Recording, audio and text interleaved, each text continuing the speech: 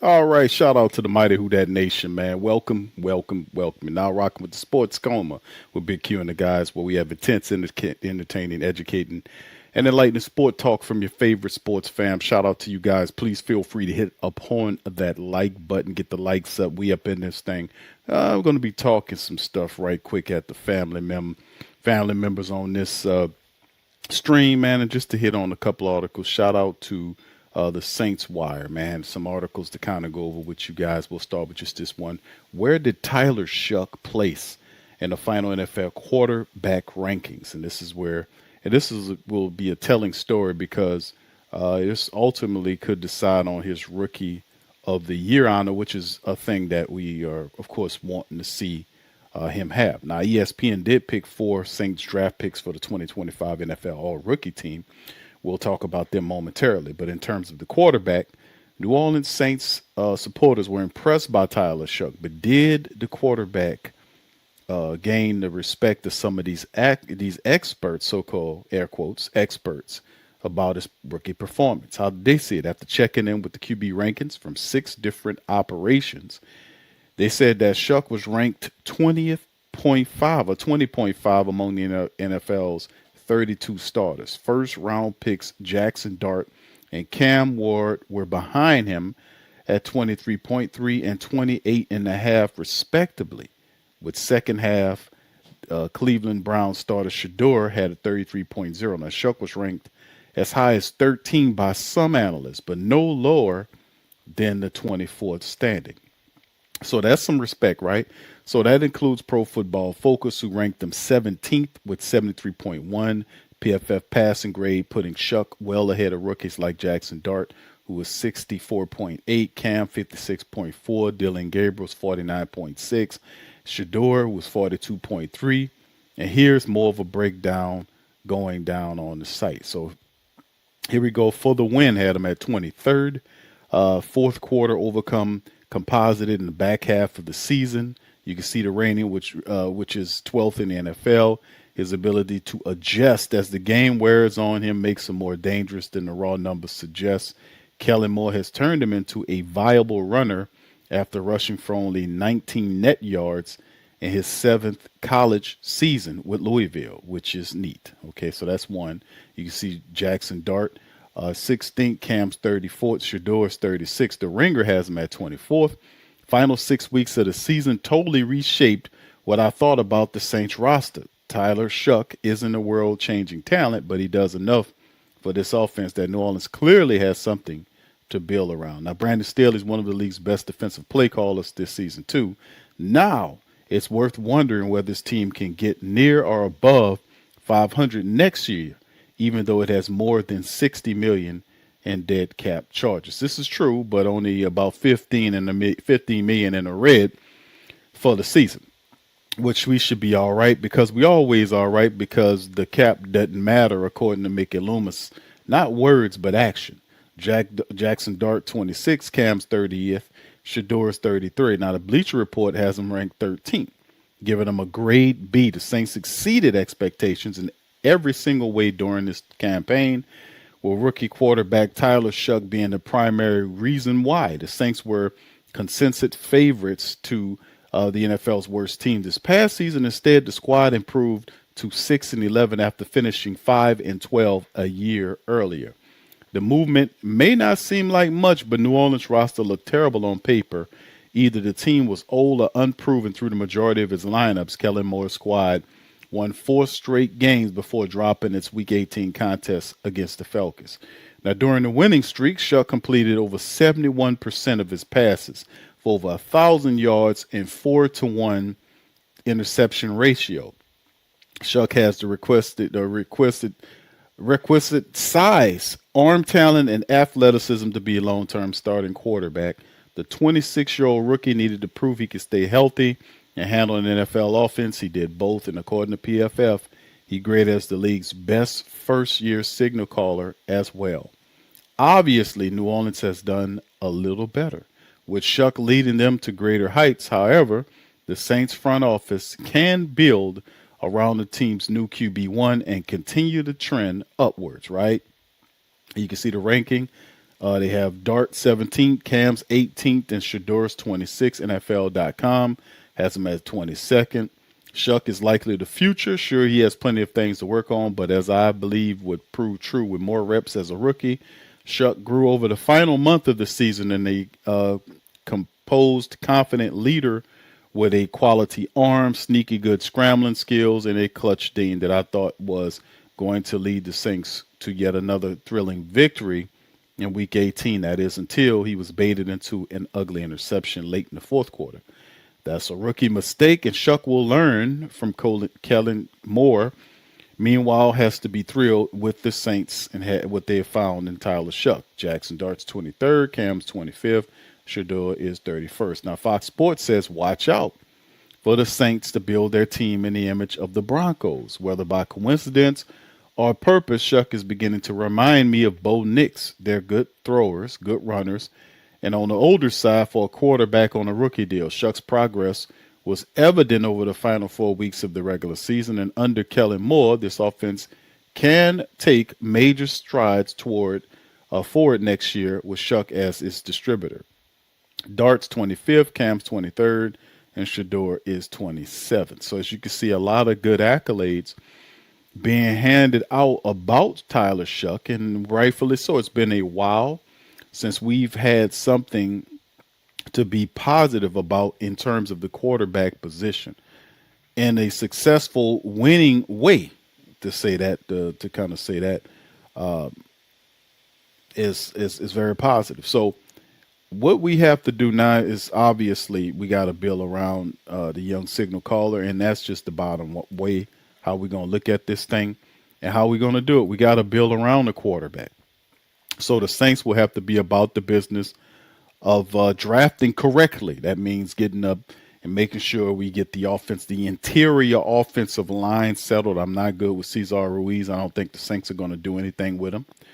McCoy will be 100% to go for the start of the season, but he has not played enough over the last 4 years, missing over 20-something games in the last 4 years is too much football for us to miss for a starting center who can't. You got to be able to rely on the guy.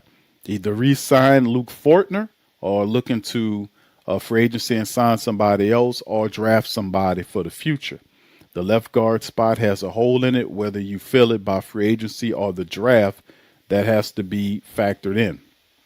Also, the wide receivers. So many wide receivers the Saints have on this team. I think it's about 11 guys. And they signed a big wide receiver from coming over from Canada. They call him Moose. Shout out to KT. Man, listen, all I can say is a lot of competition in the running back room. Olavi's deal not done quite yet. He'll be playing on the $15 million final year unless the Saints do something about that in restructuring or not restructure, about re-signing him to a longer-term deal based on the numbers that he had. He was phenomenal this year, and the Saints need to compensate him accordingly. These other wide receivers, Devon Valley, it figured to be a larger factor in the passing attack, as well as Jalen Polk, who came over in trade from the Patriots. There's also Trey Palmer, who the Saints brought in as a speed demon as well. So the Saints will have a bunch of wide receivers. Now, they can also hit the draft and get another one and make it more of the merrier. So they have a lot of spots to kind of add to. But the more important one is you found a quarterback to build around. And the team has found its philosophy offensively and defensive-wise. I think if any changeover or turnover rather needs to happen, it should happen in the special teams area. Wasn't impressed with Galliano as the special teams coordinator. And if Kellen Moore wants to make a change there, he can ultimately bring in his own guy to kind of head the special teams, because we can do a lot better. Remember, we had that block punt that they allowed with Atlanta to allow there as well. So, I mean, there's some other stuff going on there in the special teams room that I wasn't really impressed with all this year, and it should be addressed in this offseason. So, anyway, that's a few of the things to kind of talk about. Y'all hit that like button, hit that subscribe button, and share your thoughts in the comments section below. and let me know how y'all feel about this particular topic about the Saints. Let me know. All right. Anyway, let's keep it going. Let's press on to the next article to kind of discuss right here. Shout out to Kat Terrell, who wrote this article. The Saints' biggest offseason needs: pass catchers wanted. So the Saints finished the 6-11 this season. They're optimistic about this upcoming season, in part because they solved the rookie riddle, which is Tyler Shough, getting the right guy, right? And this is what a quote that Mickey Loomis says, that I would be in a coma if I didn't realize that there's optimism and that's exciting, says General Manager Mickey Loomis. Yeah, Mickey Loomis, you were in a coma until the sports coma got yourself together. So with the QB position settled for now, the Saints will need to figure out how to surround Shough with more offensive pieces in 2026. Now, Shough did lead the team to a 4-game winning streak toward the end of the season, despite playing with mostly backups at the wide receiver and running back position. The lack of pass catchers available will be one of the top things the Saints address this offseason. The process will get kick-started Senior Bowl in late January. The Saints drafted 4 players who participated in the Senior Bowl in 2025, including Tyler Shough. They're also likely to search for additions in free agency when the Saints' new league year begins in March, and in April's draft where New Orleans holds the number 8 pick. So this is what she believes needs to happen. On offense, the Saints have already expressed interest in extending wide receiver Chris Olave, who will lead into this 2026 season in the final year of his rookie contract. Olave, who turns 25, had a career-high 100 catches, over 1,100 yards, and 9 touchdowns. It's a steep statistical drop from Olave to the next receiver on the roster, Devon Valley, ranked 4th on the team and 2nd among active Saints receivers with 293 receiving yards, which was really the Saints' fault.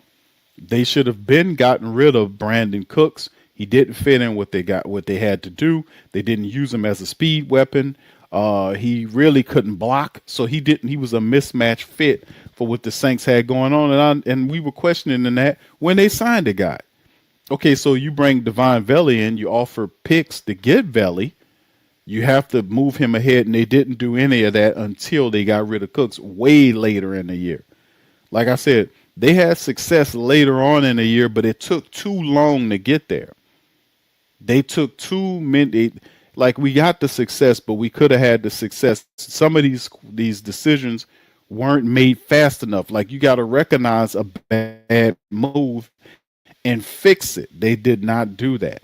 They didn't do it. It took them games and weeks to recoup from bad decision making.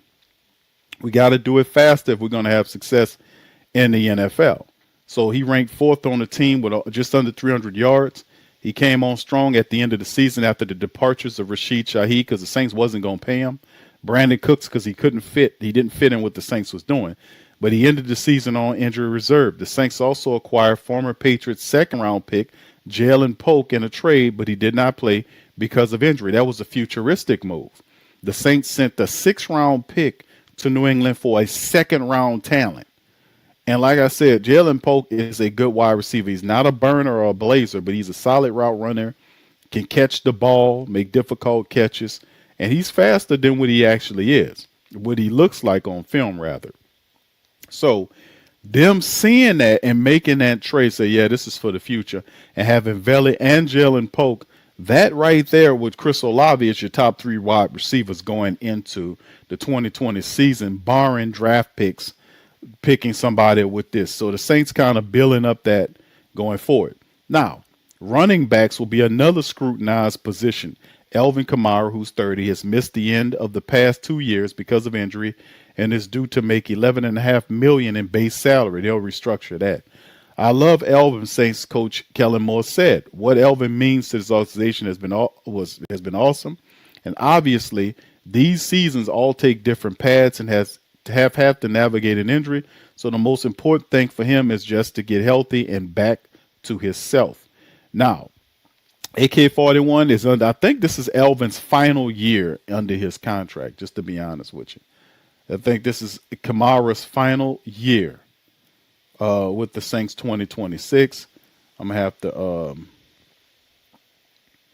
I think I covered this. Covered this on another stream. And the thing about it is, pardon me, man, family. I'm just trying to get it all labeled up. But yeah, I covered this before. Well, we talked about Alvin Kamara and what his contract would look like for the Saints in the upcoming season. And the reality is, yeah, Alvin Kamara, and I'm kind of taking my time right here. I'm trying to dig up his contract so I can show you guys what I mean while I'm kind of covering this stuff. Here it is right here. This is the receipts right here. You can see Alvin Kamara, 30 years old, and you can see his contract right here, 24, 25, and this year's 26. This is his last year. Then 27, 28, he got voided years up until 2030, according to what the contract is showing us. Now, 11.5 this year. Now, there could be a reworking going on, but Alvin Kamara is in the final year of his deal. He hadn't, and like he said, he's 30 years old. Is old for an NFL running back. And plus, he's been hurt. Like prior to that, him getting hurt and getting hurt toward the back end of your contract when you're getting up in age doesn't look well. Although he's the best running back the Saints have ever had, he owned all kind of records. But that doesn't do us no good any right now. So getting Alvin Kamara 100% healthy for this season, which he will be, when the games count for real, Alvin will be there in his final season. But behind Alvin Kamara, it's Kendre Miller. Kendre Miller is the other guy that we have here. And Kendre Miller, who tore his ACL this season, his potential is still somewhat of an unknown due to injuries in his 3 seasons. The rookie 6th-round pick, Devin Neal, showed promise after 2 players were injured, but wouldn't be a surprise if the Saints look at their options at this first-round position in the draft. A lot of people are estimating that the best running back in the draft, will be available to them at the 8th spot. And they're not lying. They're not lying. A lot of those, they're not lying. I think he will be there. And he is a fantastic running back and a game changer. Now, if you really want to do something for your team, getting a running back that high would be special because some of these guys, like I said, I'm going to be doing a lot of the content, but they always have several talented players available, right, at those positions. And at the running back position, you can't go wrong with a Justice Haynes. Now, Haynes will be available to you later on in the draft, but it depends on, how your board is built, right? Haynes is not Jeremiah Love. He's not a running back that had over 1,300 yards rushing. He's not a running back that averaged a 6.9 yards a carry. He's not a running for the Notre Dame Fighting Irish. He's not none of that. This guy is clearly the best running back in the draft, although I like several backs in this draft later on, like Ketron Allen from Penn State. I like him a lot. Even the backup to Jeremiah Love from Notre Dame, Jadarian Price, he had 11 rushing touchdowns this campaign. So, I mean, there are a lot of talented running backs that are going to be available in the draft. But if the Saints do not trade out of the position, they're going to be looking at fulfilling some of this. Now, is it a wide receiver? Could it be a wide out? Could it be an offensive lineman? Could it be somebody like that? We'll see. We'll see how their board is built. But you cannot ignore the fact that if you look at the Saints running back room, Alvin is in the final year of his deal. Kendre Miller is a guy that cannot stay healthy. And Kendre Miller is also in the final year of his rookie contract. So it's like, the Saints don't have the stability that they used to have at the position because Kendre Miller is unproven, still unproven. Even though he played better than he's ever had this past season, but he still didn't contribute in the way that you want him to be. He wasn't there. He played 8 games in 23, 6 and 24, and 7 and 25. Right? So it wasn't, it's just not what it's hitting for. Now he had more rushing yards than he ever had, which is 193 yards and average 4 yards a run and had 1 touchdown, but none of that is galvanizing to the point where, hey man, Kendre Miller will be the future of the team. No, Kendre Miller, only thing he's shown us in the 3 years that he's been here is that he cannot be relied on. Now, no disrespect to Kendre Miller, but it simply is what it is. And of course, Devin Neal, who's a running back the Saints picked up in the 6th round, he's a future prospect. But if the Saints really want to kind of build this offense up, the first picks in terms of, it's all about Tyler Shough, because I'm gonna say this: the defense. I believe the defense is, and the defense has shown that to us all season long, that the defense has been ahead of the offense. The defense was playing better than the offense for much of the year. Right? They started building their chemistry in preseason, in training camp. Then when the season started, you seen the defense already started to build up. Now, they just had a lot of veteran mistakes, like they were missing tackles and all this kind of stuff. They weren't fundamental. But overall, the defense was further along than the offense. And then the offense kind of got going late once it found its leader. So, given Shough, if you found Shough as your guy, and obviously I still think the Saints are going to rock with McCoy and Cesar Ruiz inside. You can sign somebody in free agency or, to be the left guard there. Me personally, I would get rid of Cesar Ruiz, and McCoy would be there. I would fortify McCoy with either a draft pick or a re-signing of Luke Fortner should be done, because you can't count on McCoy to stay healthy for a full season.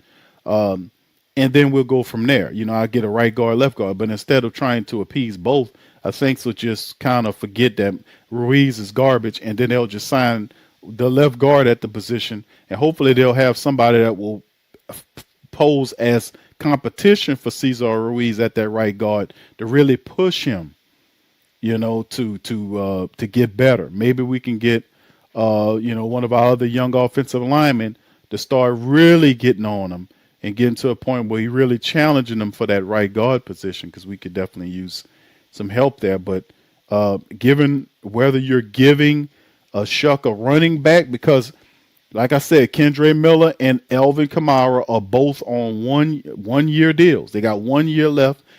Kendre has 1 year left on his rookie deal. Kamara has 1 year left on his veteran deal. So at some point, you're going to need to address the running back position. And to me, you get a running back, man, listen, man, all I can say is, man, you wouldn't be doing no wrong. And I wouldn't be mad at you at all if the Saints drafted Jeremiah Love from Notre Dame. I would not be mad at you at all to get a running back, a high-value, all-purpose running back like Jeremiah Love, and pair him with Tyler Shough. Get a veteran in free agency for the left guard position. Young players that could push McCoy. Sign Luke Fortner back. And just, and Matavo is really kind of looking good. I'm pretty sure they'll find a veteran tight end or something like that to kind of fortify Jawan. But Matavo looked good too. So in the wide receiver, like I said, the wide receivers, I don't know about them taking a wide receiver. They have so many wide receivers that they really like. That is a position, unlike any position going into offseason, where you look at it and say, hey, man, we need this, that, and the third. They have 11 wide receivers under contract. That's not a position where you'd be like, oh, well, let's add, another wide out to it. And like I said, Jeremiah Love would be a good pick to me. I wouldn't be mad if they went with Carnell Tate or Jordan Tyson. Wouldn't be mad at that. But if it's offensive driven, where you're giving Shough some more weapons, that needs to be the focal point. That needs to be the fulcrum. Going forward. So we'll see how it all shakes. And it depends upon the big board. And I'm going to do a big board coming up real soon, family. I'm going to do a big board, Big Q's big board of my top 50 players in this upcoming draft, man. We're going to do that. and that'll be available to our Patreon and YouTube membership champions. We're going to do a big board, man. I'm going to break it down and why they're there, man. It's going to be fun. All right, another position that probably will be considered for an upgrade is the interior offensive line. Going back to Cat's article, the Saints invested first-round picks at the tackle the past 2 years, but haven't had much success inside. This is true. Loomis said they've struggled to keep their interior healthy. Saints center McCoy, who has had injuries, has played only 14 games the past 2 years. And they've moved Luke Fortner, who was required in a preseason trade, acquired from the Jaguars, to a starting role. Now, Eric McCoy is a really good player, according to Mickey Loomis. He's been injured the past few years. It's been more than a few years. He's been hurt for the last 4 or 5 years. So we have to examine that. That's right, you have to. You can't make a plan if the guy is not there. If the guy's showing you, if he missed a few games in this year or a couple of this year, that's one thing. But when this guy gets hurt, he misses half the damn season. And that's a problem. Missing a couple of games here or there, a couple of games here or there. But when guys start missing half the season, man, come on, man. And repetition, the last 4 or 5 years, just injuries all over the place, 20-something odd games missed in 4 years. That's too much. That's too much. I can't build nothing solid with players who can't stay healthy. You got to deal with it as what it is. I like Eric McCoy, but availability is a problem with Eric McCoy. The free agent signee Dylan Redundt started at left guard after a failed move inside for former tackle Trevor Penning, who was traded midseason. Loomis also said they'd like to see more out of left guard Cesar Ruiz. And he finally admitting that. They finally admit it because it's become to the point where we forced the narrative out there. People have been saying this is hard for them. They've been saying these guys are really good and all this kind of stuff.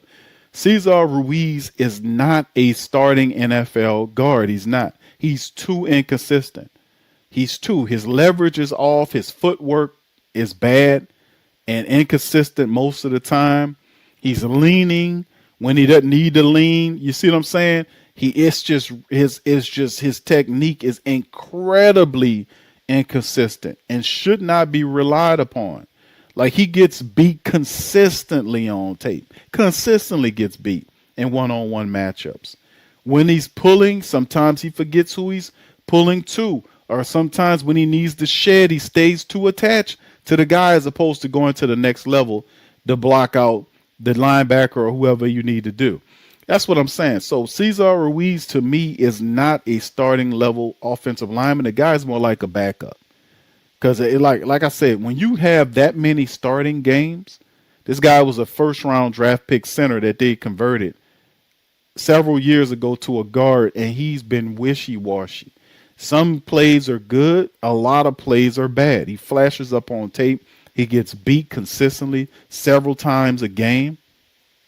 The dominant games are far and few in between, and it's too many reps and too many games that Ruiz has started where he should be the best offensive lineman on this team.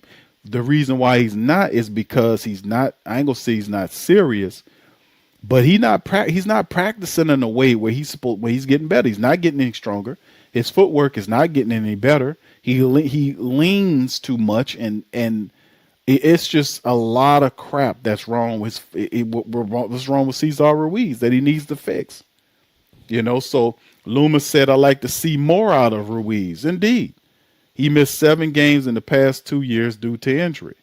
So I mean, it's no excuse for his bad play, man. It's too many. All right, Dylan stepped in after the Trevor trade. I thought he did a good job, so we'll evaluate that interior offensive line, says Loomis. Luke came in and played for Eric and did a good job. He really did, but we'll have to evaluate that position.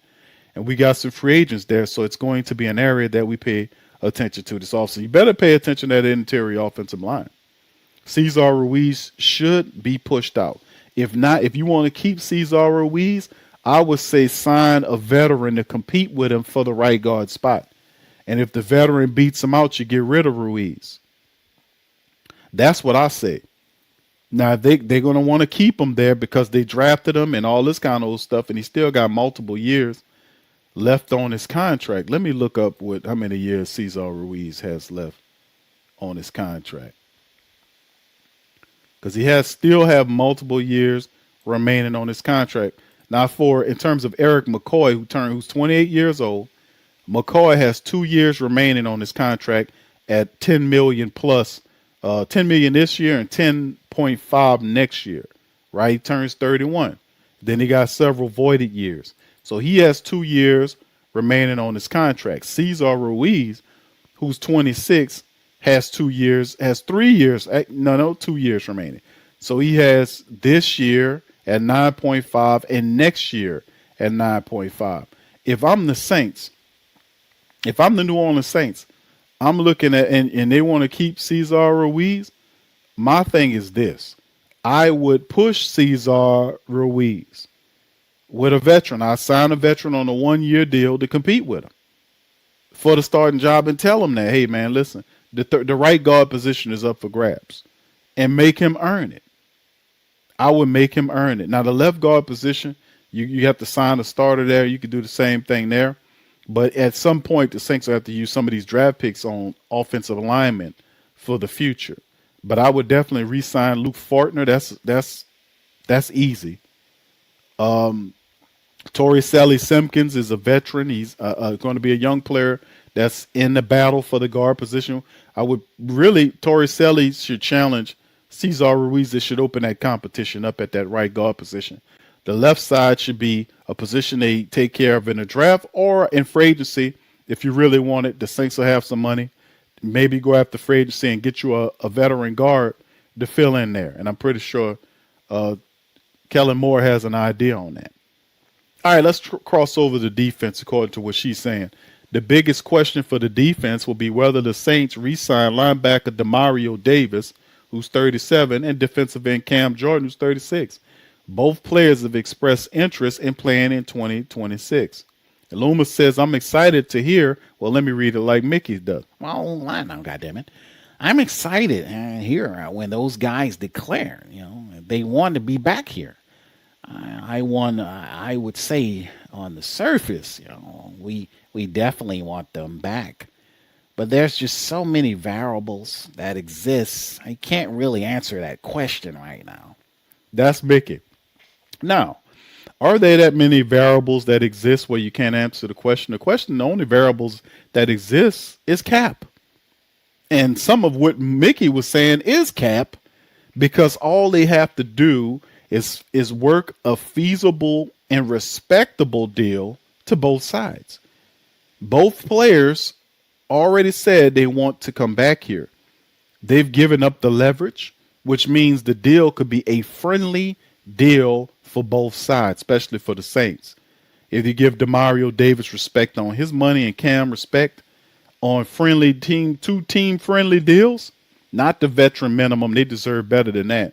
But a respectable contract for both parties that would ultimately get them back for their final years in 26, going into 27. So that to me would be something that they can do. Even if the two captains don't return in 26, the Saints have a lot to be excited about, finishing 9th in total defense, 4th in passing defense, and 19th in rushing defense. Defensive end Chase Young, shout out to Chase, who was named NFC Defensive Player of the Month for December, coming off a career best season in which he finished with, count them, 10 sacks, 1-0. Linebackers such as rookie Danny Stutzman showed promise as well. Dan, I call him a co-starter with Pete Werner. A co-starter. Because he had 50-plus tackles for this year, and Pete Werner had like 70-plus. So Stutzman was awesome. Chase Young was awesome as well. And one position the Saints could be looking to fill next season, the slot cornerback, with Alontae Taylor set to become a potential free agent. This is my first rodeo in free agency. This is what Alontae said. I've never been a free agent, but I've definitely asked a lot of questions. I'm going to take it one day at a time. My agent is a dope agent, So he's going to keep me updated. And the thing is, Alante wants to get paid. There's been no talk about the Saints from the Saints saying, hey man, we won't bring Alante Taylor back. And like I said, it's a different energy when you look at Chris Olave versus Alante Taylor. Both of them were big in the games this past season. Alante left a lot of interceptions out there. He got burnt several times. But when the blitz needed to happen, he was in there filling in the need. He's looking to get paid. Chris Olave topped out. He's a top option in terms of the Saints wide receivers. He's going to get his paper. He's going to get paid.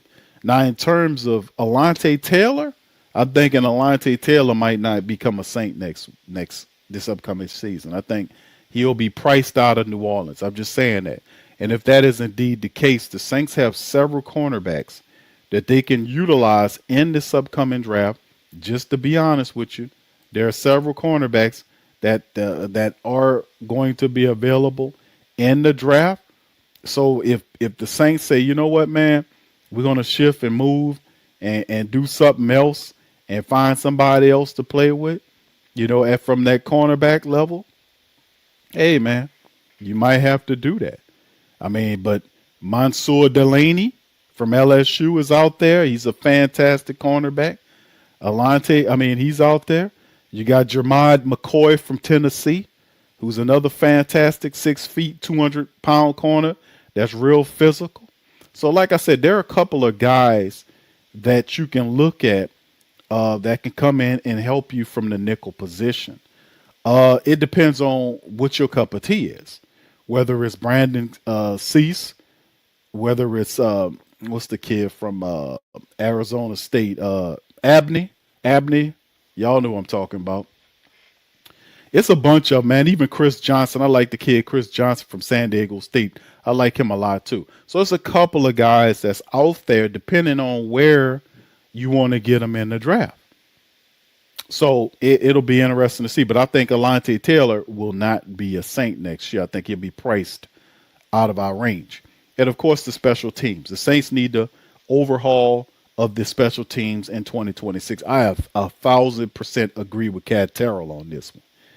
New Orleans Saints retained Phil Galliano from the 24 staff and promoted him to special teams coordinator after Rizzi took the Broncos job. The Saints dropped statistically in every category. Part of that can be attributed to the personnel changes. The Saints waived All-Pro special teamer J.T. Gray and traded kick returner Rashid Shaheed after having him return only 10 points and 1 kickoff in 9 games. Shaheed returned a punt and kickoff for a touchdown in Seattle and was named to the Pro Bowl this season. Really interesting, man. Blake Grupe was released. He was 87.1 of his kicks last season, struggled in regular season. Missing 1 kick in training camp. He was waived 8 games. He was waived after missing 8 field goals. And then the team promoted Charlie Smith. So your top special teams ace, J.T. Gray, did not make it back this way. And it wasn't just because of that. J.T. Gray was dealing with injuries too. J.T. Gray wasn't always available. And it wasn't the same level of play from J.T. Gray. That's all I'll be telling people. We'll get some of these aces, but they're not good in the rooms where they come from. Whether you're a wide receiver ace or a cornerback or a DB ace or a linebacker ace, they're usually not good in the rooms they come from. They're only just good on special teams.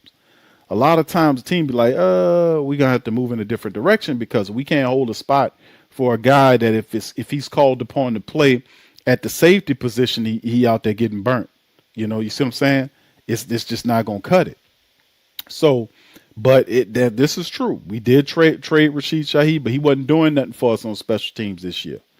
J.T. Gray didn't make it back this way, and Blake Grupe should have got cut earlier in the season. He just wasn't hitting those kicks. So, very true here. So Charlie Smith did replace him. We had a lot of moving pieces there. This is what Kellen said. I thought credit to Phil was kind of helping navigate that from a punter battle that kind of went through all training camp. and made the change at the kicker position midway through the season. She'd obviously with the trade halfway through the year. Smith's leg was a bright spot this season as he made 56 and a 57 yarder, but his inexperience led to inconsistencies. He also missed 4 field goals, and the Saints finished the 2025 with the worst combined field goal percentage in the league.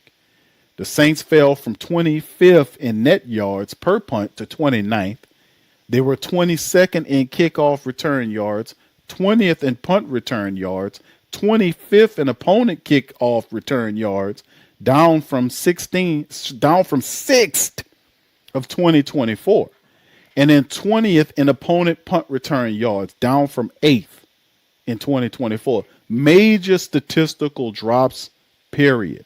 Now, Galliano and punter Kai Kroger, 29 in net yards per punt, probably will receive most scrutiny this offseason. Now, Kroger won the punting competition over Matt Hayball and James Burnip this summer, but will be a free agent. And this is what Kellen said. He said, I thought Galliano did a really good job helping a lot of young players get ready and prepare to contribute on our football team and special teams. They were new to the aspect of football. So are there areas that we want to improve on and get better? Absolutely. Then there's certainly something we'll do, something we'll do in all 3 phases.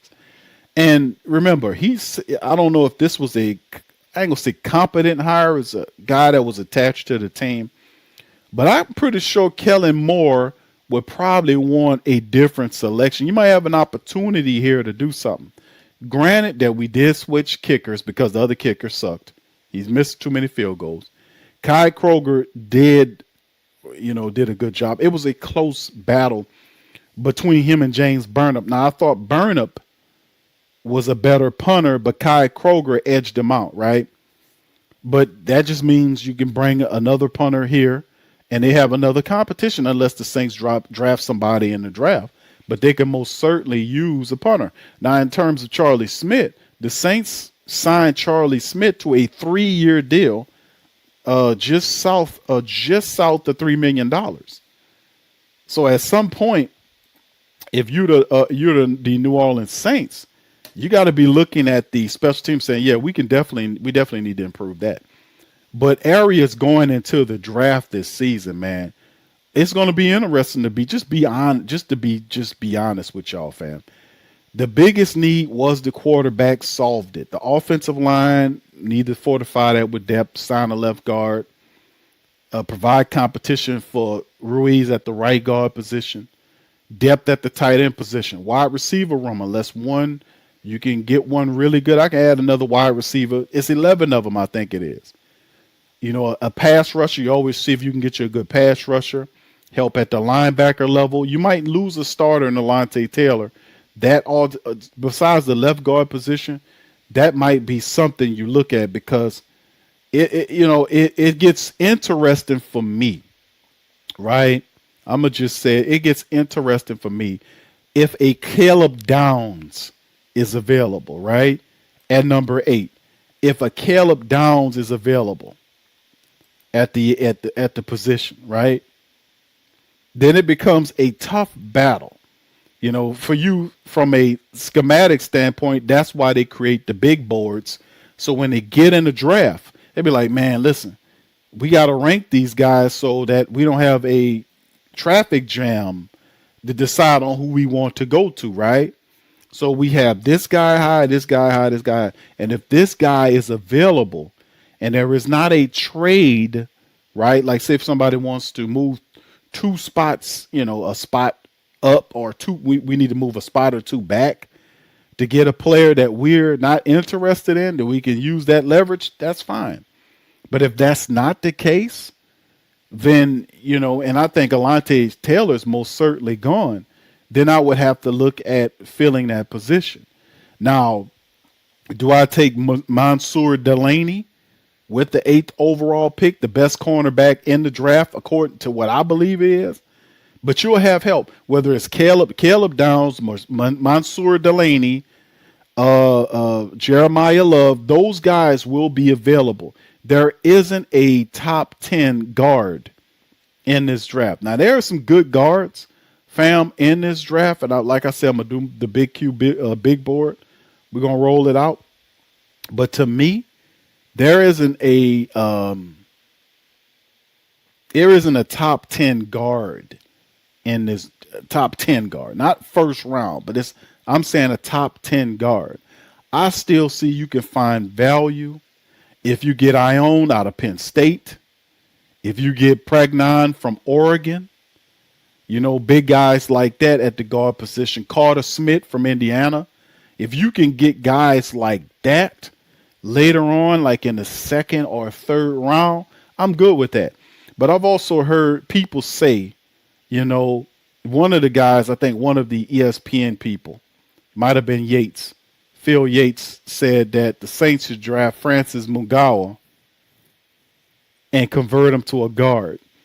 Like I said, I don't know about that because usually we don't want to usually do that because we had a bad experience with doing that with Tyler Shough, moving these guys around out of position. We had a bad experience with Cesar Ruiz. We still having a problem with that. That guy ain't no guard.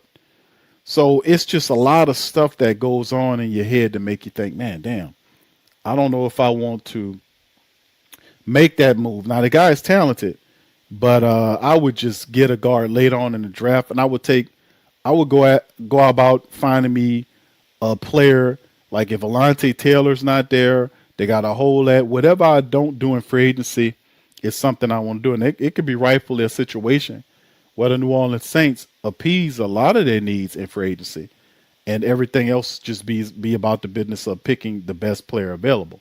Like I said, I have no idea. We'll just have to see how that works. Hell, the Saints could come out of free agency and sign Tyler Algieri as their running back. Hell, I don't know. If they do that, then of course that kind of changes your outlook in the draft on what you need to do in terms of taking a Jeremiah Love. If the Saints sign a starting Tyler, just for instance, if the Saints sign a Tyler Algieri in the draft, free agency, and then you go to the draft, and then Jeremiah Love is there, all this kind of stuff. I would say no to that. You can go somewhere else. Now, if they didn't fix the cornerback position, they could very well sign a veteran cornerback to fill in for Alontae Taylor at the price that they want. But the Saints didn't go about the business of getting these draft picks for nothing. They picking up these draft picks for a reason. And that's the bottom line. The Saints have these draft picks for a reason. And the reason is they want to be able to put together a team that's not very expensive.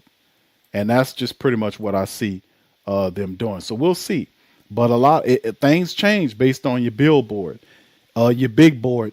If Ruben Bain from Miami is up there and Carnell Tate, I don't think you have access to Arvell Reese. Ruben Bain could fall to you at 8. What do you do? Right? It's going to be interesting to see how that flows. Right? If Bain is there, which I don't think Bain's going to be there, I think he'll be gone before that. Arvell Reese is going to be gone from there. I think Carnell Tate will be the first wide receiver to go, but I don't think anybody takes a wide receiver above 8 with the Saints. I think that'll probably be the spot. If anything, a wide receiver will go after that spot. But Caleb Downs, Carnell Tate, who else could be there? Jeremiah Love is going to be there. Keldrick Falk from them, the best offensive lineman in the draft. Is between two people. It's Fano or it's the big guy Magawa. So it's one of these guys. So we just have to see, because like when the draft gets close, Senior Bowl, you're gonna start hearing all these players and all this kind of stuff, and it's gonna be fun going into this thing, right? Right. All right, so anyway, man, let me give y'all another little niblet here before I get ready to go here, and let's kind of talk about the New Orleans Saints or the rookie class right here. Saints quarterback Tyler Shough snubbed by ESPN All-Rookie Team. It wasn't enough for Tyler to beat Cam Ward head-to-head, and briefly surge on the betting markets to become the favorite for the Rookie of the Year honor. Saints quarterback was still snubbed in favor of Ward, who has been Slowick's pick for the first team QB. Shough was relegated to the second team. So that was in. So it's one of these things. So at the same time, Slowick conceded, I don't see the sort of jaw-dropping, math-changing potential I see in Ward from Shough. Ward made a couple of plays that fit the description in the home loss to the Saints Sunday, scrambling to keep plays alive and throwing into some awful tight windows to pick up long third downs.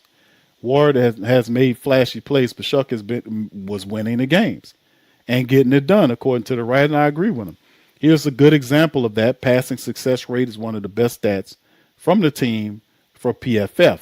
A successful passing gains at least 40% of yards required on first down, 60% of yards required on second down, and 100% on third and fourth down. The denominator is passing plus times sacked. And when you look at where this year's rookie quarterbacks rank in that stat, Shough leads the pack at 45.1%. Good for 20th overall. That's just beneath the league average of 45.4, but far ahead of where Ward is at 38%, which is 32nd. Jackson Dart, which is 40.5, which is 31st. He didn't qualify for the rankings due to a small sample size, but Cleveland Browns quarterback Shedeur has a success rate of 35.7. Another good stat for the PFF people is the adjusted net yards per pass attempt, which weighs for touchdown passes, interceptions, sacks, yards lost on sacks. From that metric, Shough clocks in at 5.99, which is 23rd, ranking-wise. That's under the average of 6.08. Now, while Jackson Dart is 5.73, which is 26, Ward is 5.09, which is 31st, and Sanders is NEAL 4.08. The difference is in leaning on what the numbers say versus trusting what you see on tape. Ward is seen as the guy with the greater potential. That's a big part of why he was drafted first overall, while Tyler Shough fell to the second round 40th pick. Knowing what we know now, would that still be the case? Absolutely not. If they have known this is what Tyler Shough was going to do this year, then he would definitely have went at a higher rate. He would definitely have been in the first round. Definitely been in the first round. So who knows? What's apparent is the Saints have their quarterback, and ultimately that's what matters. So in the end, man, it'll be cool to capture an accolade that we've never seen a Saints QB catch, right? To get a Rookie of the Year honor.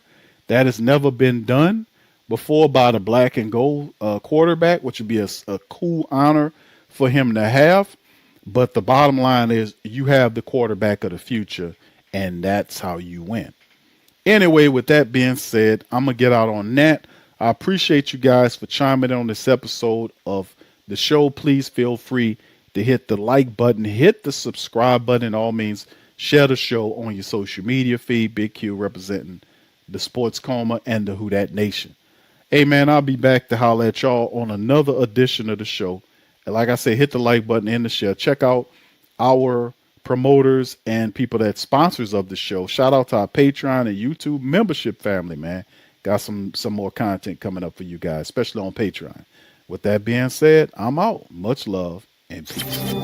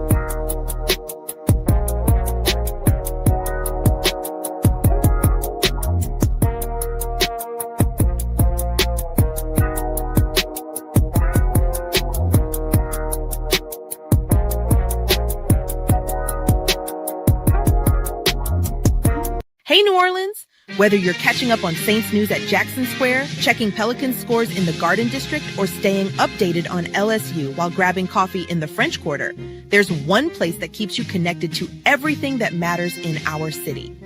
From Bourbon Street to the Superdome, from Preservation Hall to the Riverfront, New Orleanians are staying in the know with the WhoDatDaily.com, your daily source for Saints, Pelicans, LSU, and all the sports, music, and culture that makes our city special. At work downtown, at a game in the Dome, or just relaxing by the Mississippi, wherever life takes you in the Big Easy, you can stay connected. Because when you're from New Orleans, you don't just live here. You stay in the NO. That's stay in the know. Visit the WhoDatDaily.com and never miss what matters most to Who Dat Nation. Welcome to the Pro Shop, where we create authentic NOLA-inspired clothing for men, women, and children. From Saints jerseys to Pelicans gear, everything's crafted right here in New Orleans. Whether you're shopping the Pro Shop, the Pel Shop, or the Pro Shop Kids, we've got your whole family covered with genuine merchandise that represents our city's spirit. Check for links in the description section below.